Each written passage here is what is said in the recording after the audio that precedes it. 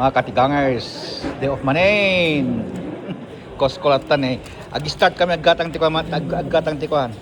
Ti Starbucks din kasi ginatang ko di nga sale nga 5, isa na lang natira.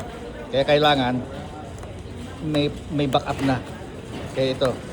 Puro ano ang namin, pinili namin pagkain. May isa lang na hindi ito. Kirya ito. Tumaas na rin ito kasi binigyan tayo ni Trump ng ano eh, ng malaking ano eh, sa malaking taripa eh. Ito dati ano ito eh, $13.98. Ngayon $16.98. $3. Yung $3 napakalaking ano yon, napakalaking increase dito. Kailangan cents lang. Bumili rin kami ng ano ng grapes. Walang kumakain masyado ng grapes. Ito meron pa naman kami. Kaya lang pahinog na yon. Kumuha na ako. At saka yung ano, hindi organic ito.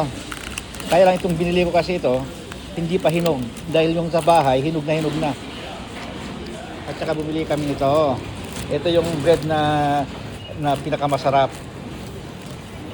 Na ano, ang daming dyan ano, klase. Pero ito pinakamasarap kasi kahit wala ng palaman, may lasa na. Pero pinapalamanan pa rin nila. Okay. At saka bumili kami ng ano, promote pang regalo daw. Pang regalo sa ano, sa ninang ni Akong Kong. Tropilo. Pero mabigat naman. Ito gusto ko, flannel. Pag hindi flannel ang kumot ko, hindi ako makatulog. Kailangan ganyan. Okay. At ngayon, hindi kami kakain dito. Kasi sabi ko, dami doon. Ano ice cream? Gusto niyo ice cream dito? Okay, mag-ice cream na lang daw kami. Kasi ang daming pagkain doon sa bahay na ano. Yung mga bisita namin kahapon, gabi na, alas 11 na, sabi nung isa, labas tayo. Wala nang lumalabas dito eh.